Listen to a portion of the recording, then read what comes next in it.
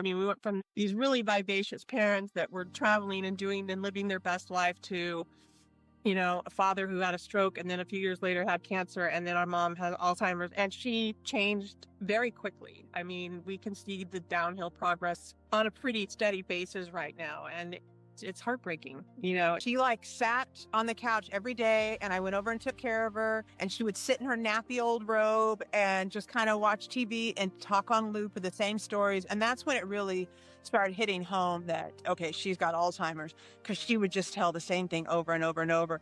And it's kind of crazy to see that change in her too, in that she used to just love interacting and love being with people. And now she's just sits there and stares at the TV. But when I would sit with her during meals and stuff, and she would sit down and people would sit next to her and they'd start talking, and you could kind of see they'd start talking to her for a minute or two.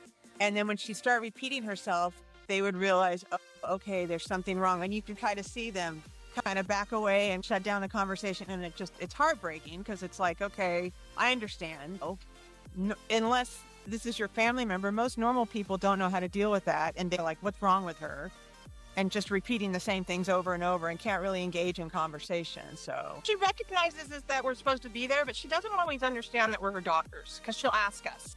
Elena and I are sisters, but you're our mother. We're your daughters. I'm your mother. So she doesn't understand the family dynamic anymore, but she knows that we're supposed to be there, and she definitely knows who we are. And ever so often she'll shout out our names, but I noticed over the last year or so, she really kind of relies on calling us honey and sweetheart, because I think she forgets our names sometimes. Oh. She doesn't completely, she knows we're familiar to her because we see her 2 times a week and we talk to her, and we sit when we're there for like 2 or 3 hours, but it's not always clear to her who we are to her. So that's the part of the Alzheimer's that's the road we're starting to go down. And I think we were somewhat prepared for that, but just watching my mom go through these ups and downs, these little different stages of the disease and the way it progresses. Some days it's entertaining and my sister and I get a good laugh, and other days it's really heartbreaking. What do you do to fill yourself back up? I mean, because that's emotionally I know you make humor, but what do you guys do to get through this and get kind of stay on the healthy mindset?